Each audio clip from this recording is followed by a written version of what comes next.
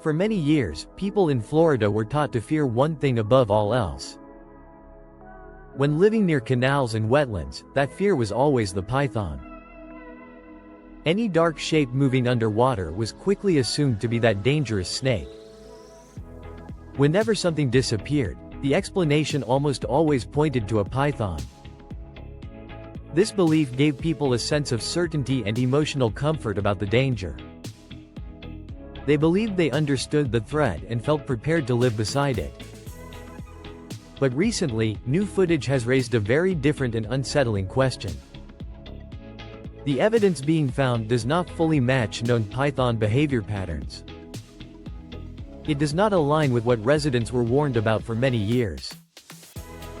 What troubles people is not just the idea of a new predator. It is the possibility that it existed quietly for years without being noticed.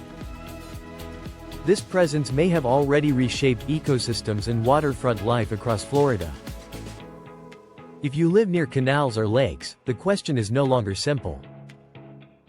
It is not whether you have seen it, but how long it was nearby. Let us now take a closer look at how this belief began to change. For many years, Floridians became used to a very specific kind of fear. When something large moved through a canal, people assumed a python was responsible. When pets vanished or shadows crossed lawns at dusk, the answer stayed the same. The python became the default explanation for anything strange near water. It appeared constantly in news reports, control programs, and public discussions. People felt no need to ask deeper questions about what they were seeing. They believed they understood the predator living around their communities. That belief gave a sense of control and clear limits to the threat. Florida, however, is unique when it comes to invasive species problems. Warm weather, waterways, and the pet trade allow species to remain unnoticed. Many invasive species are only recognized after spreading for several generations. By the time daily life is affected, the damage is already widespread. Because of this, blaming everything on one species created a dangerous blind spot. Signs that did not fit the python explanation were treated as exceptions. These clues were not connected into a larger pattern for many years. In recent years, new reports began appearing quietly in local records. They were not dramatic headlines, but small details that did not match. Some witnesses said the animal did not hide or flee when noticed. It kept distance and appeared to watch, which is unusual snake behavior. At first, these descriptions were dismissed as simple mistakes or confusion. People often see what they are trained to expect in nature. The python had become the mental template for every unusual event. This caused evidence that did not fit to be ignored repeatedly. Reports remained scattered and unconnected while the phenomenon continued growing. There was no sudden rise in python numbers or snake captures. Known populations showed no signs of changing behavior all at once.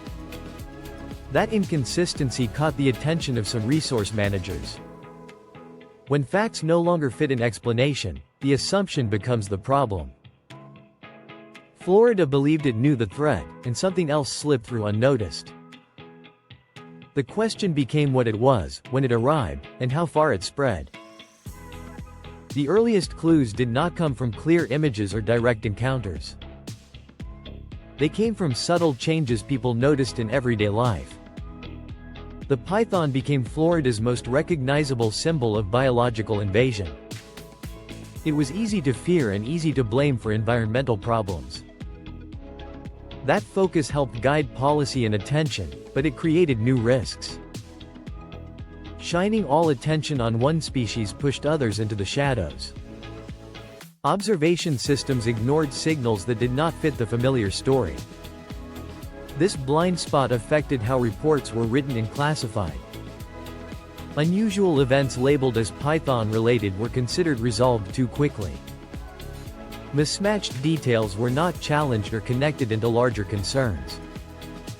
Florida's vast canal network makes these oversights even more likely. Communities live closely alongside complex and sensitive ecosystems.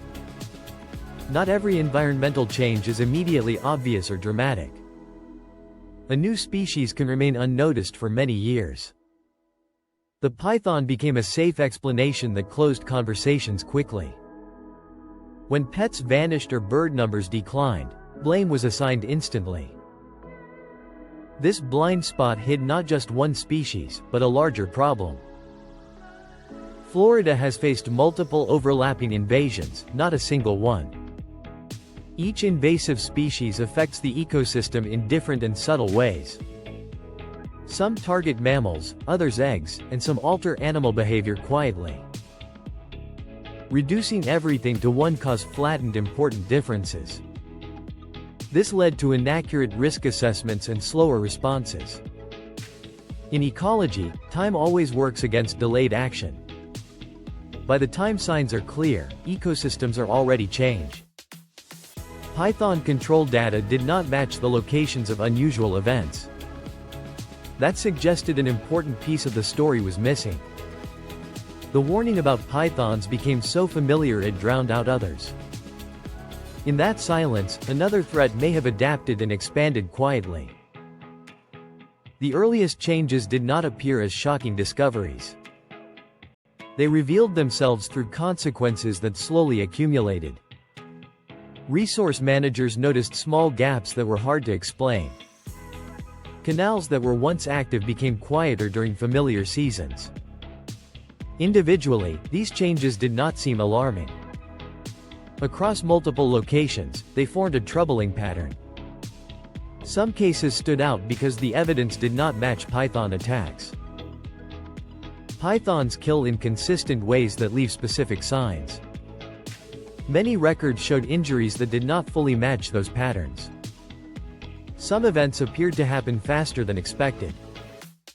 At first, these differences were explained in safe and familiar ways. Multiple species or environmental factors were blamed instead. These explanations avoided a much larger and more uncomfortable question. They were not completely wrong, but they shared the same limitation. Something did not fit, and the system was slow to recognize it. That hesitation may have allowed a hidden predator to remain unnoticed. They kept forcing new information into an old explanation instead of questioning it. Over time, reports increased and attention shifted from single events to repetition. Similar changes appeared where python numbers did not show any clear increase. This did not deny the python's role, but weakened it as the only explanation. In research, when one factor fails, scientists ask what else may be involved. Another important clue was the speed at which some impacts appeared. These changes happened faster than expected for a slowly growing predator. Usually ecosystems respond after several seasons of population growth. Here, changes appeared before python numbers reached a known threshold. This suggested a factor that adapted very efficiently from the start. At the same time, how residents described the issue quietly changed. They spoke less about what they saw and more about what disappeared. There was less movement along canals and fewer familiar daily signs. For communities living near water for generations, this was significant. It signaled that the ecosystem itself was losing balance. The issue was no longer about naming a specific species. It was about recognizing an impact that was not fully understood. Relying on old assumptions now became a serious risk. Not only a scientific risk, but one affecting daily community life. When observations stop matching expectations, scientists review the data carefully. Instinct gives way to measurement, comparison, and verification. The goal is not fast answers, but removing weak explanations. The first step is comparing patterns across different locations. If pythons were responsible, impact would follow population density. But unusual events continued where python numbers remained low. This weakened the cause and effect connection. It did not remove pythons from the picture entirely.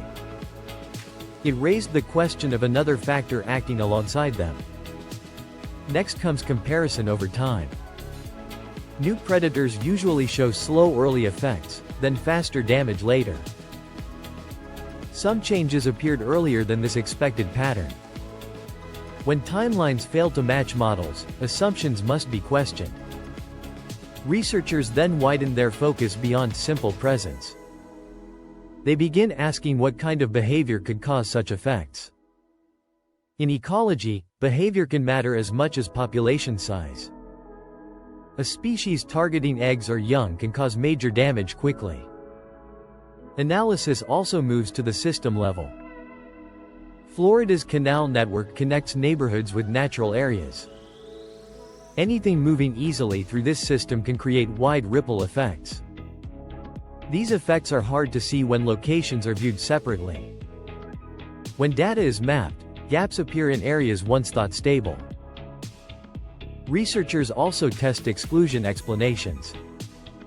If known species and environmental factors fail to explain changes, what remains is recognition that the picture is incomplete. Admitting uncertainty is often more valuable than defending old ideas.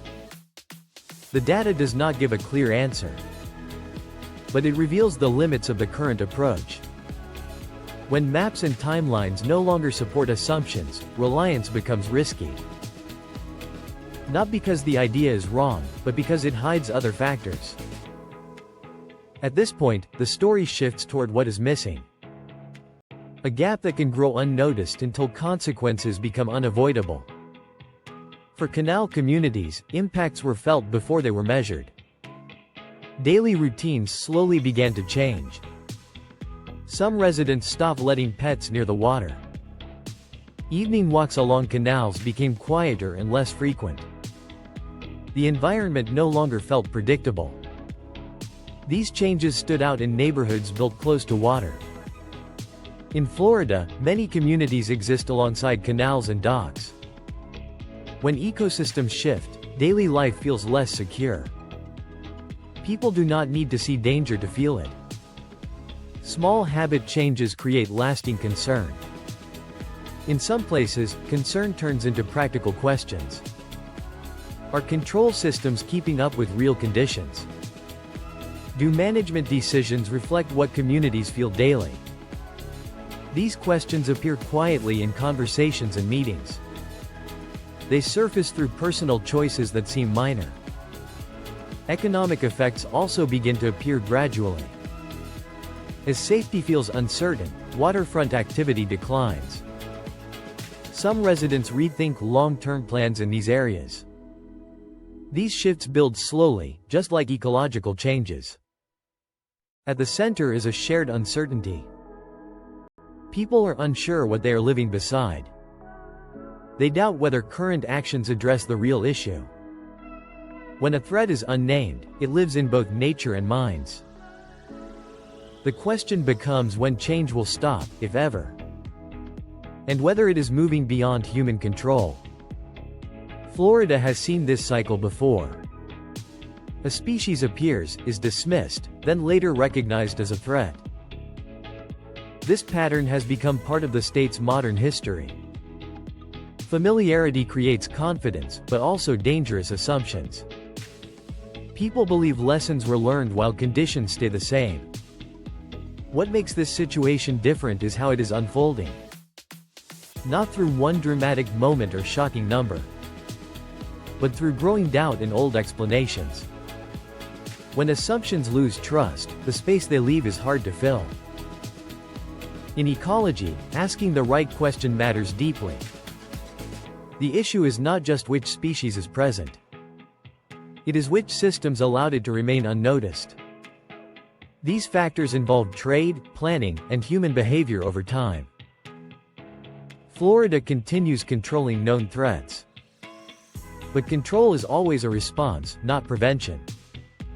When actions rely on incomplete assumptions, success becomes unclear. Communities feel the effects long before conclusions are reached. For residents, this is no longer academic. They ask whether their surroundings are still safe. They wonder if changes are temporary or permanent, and whether anyone sees the full picture in time. Florida once believed the threat was already understood. But when data, observation, and experience stop aligning, what remains is not panic, but uncertainty. A question about how threats go unnoticed for so long, and whether this cycle will repeat under a new name. Thanks for staying with us until the end. If you found this video useful, like and subscribe, so you never miss our daily uploads. And explore the recommended videos on your screen now.